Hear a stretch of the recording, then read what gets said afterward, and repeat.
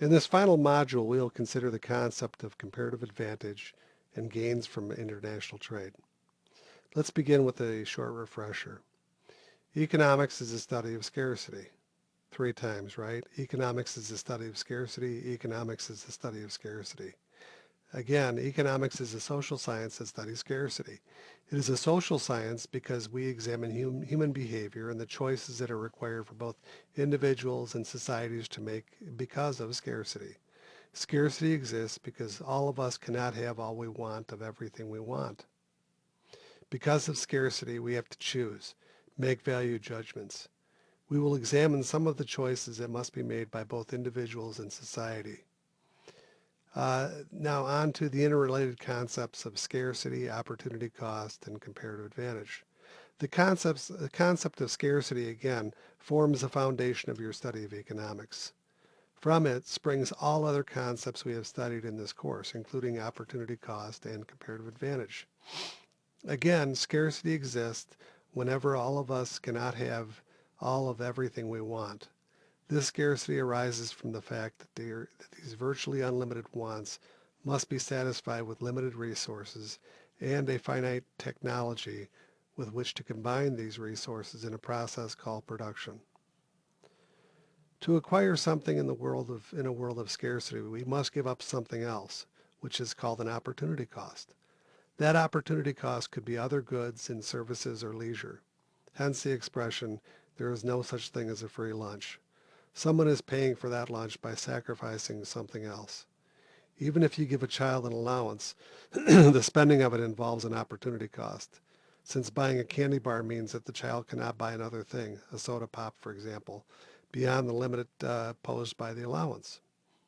This scarcity requires choices to be made to attempt to optimize satisfaction from the limited availability of potential goods and services or leisure that can be produced by the limited productive resources, again, given the reality of a finite technology with which to produce them.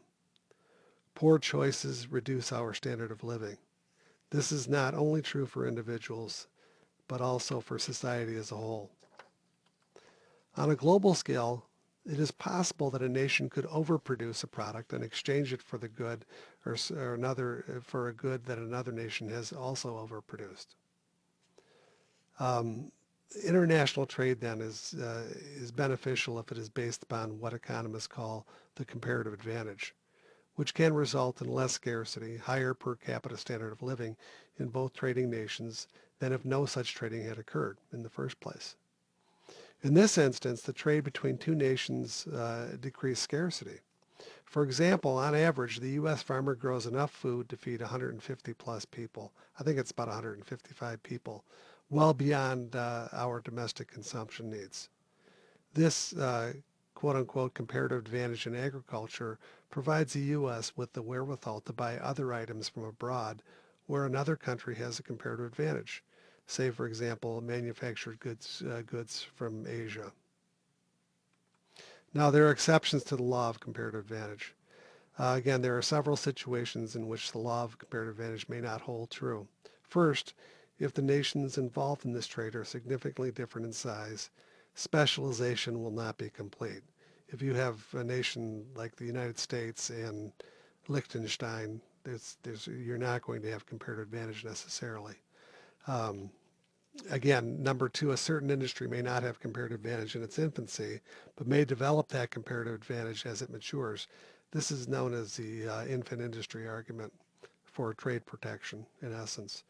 Third, domestic production must occur because it's critical to the nation's defense or sovereignty. Uh, the example, like, again, I've turned to also in the written lecture is that an army needs shoes, and so you have to have a domestic producer of shoes. It's something along those lines, not just shoes, of course. It could, missile technology, etc.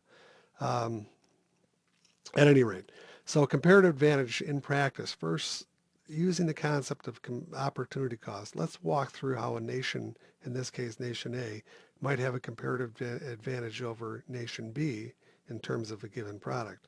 Let's assume nation A and nation B produce wine and wheat. So we're comparing wine and wheat.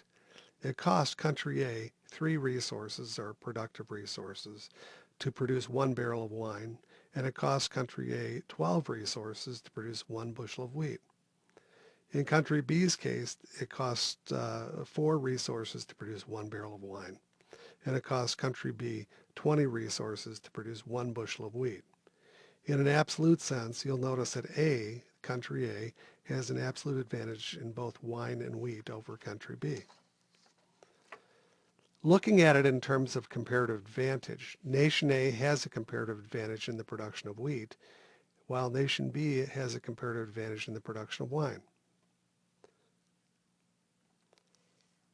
Again, comparatively speaking, country B has a lower opportunity cost in producing wine, again on a comparative advantage basis, so it would focus production on wine. Likewise, country A has a lower opportunity cost in producing wheat on a comparative advantage, so it would focus on overproducing wheat.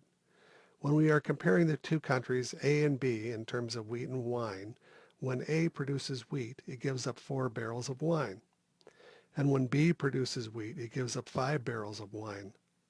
Therefore, in this context, what happens is that Nation A produces a surplus of wheat and B produces wine. They trade. While you might argue that one country might benefit more than another, the fact remains that in many cases they are both better off. Again, ceteris paribus, all else equal. We're focusing just on those two products in this case. As an aside, this also has much to do with the shape of the production possibility curve or the production possibility frontier. Trade is often the basis for the production possibility curve shifting outward from the origin. Note that in the absence of trade, a country has to sacrifice consumer goods or capital goods to shift the PPC outward, production possibility curve outward. In this case, in the presence of trade, they do not necessarily have to sacrifice consumption for capital accumulation to shift the curve outward.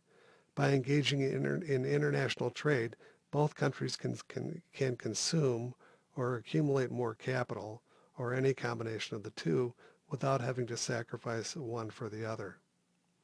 The caveat here is that this assumes that all resources are homogeneous and the terms of trade are such that both nations can gain from the trade. Both nations' PPC must shift outward. One might be more than another, but again, both nations' production possibility curves must shift outward. Think about colonialism. This, in fact, is why the U.S. Revolution occurred, at least in part. Finally, what happens to the role of comparative advantage when the two nations considered are near clones of each other? Nothing. You have to have different ratios to engender trade.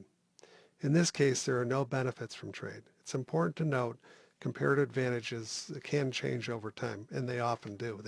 Frankly, they almost always do.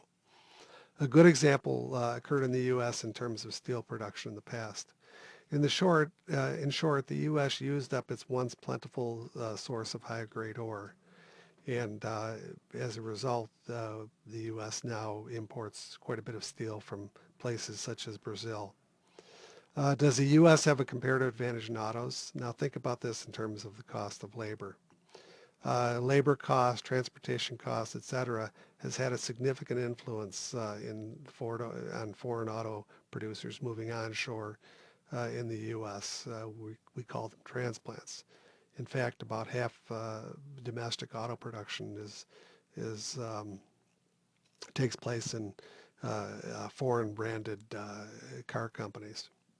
So anyway, how about in the production of crude oil and natural gas? Since the introduction of fracking about in 2007, 2008 is when it really picked up, 2008, 2009 and onward. This is hydraulic fracturing and horizontal drilling. This has caused major changes in the U.S.'s ability to produce oil and natural gas. And that's it.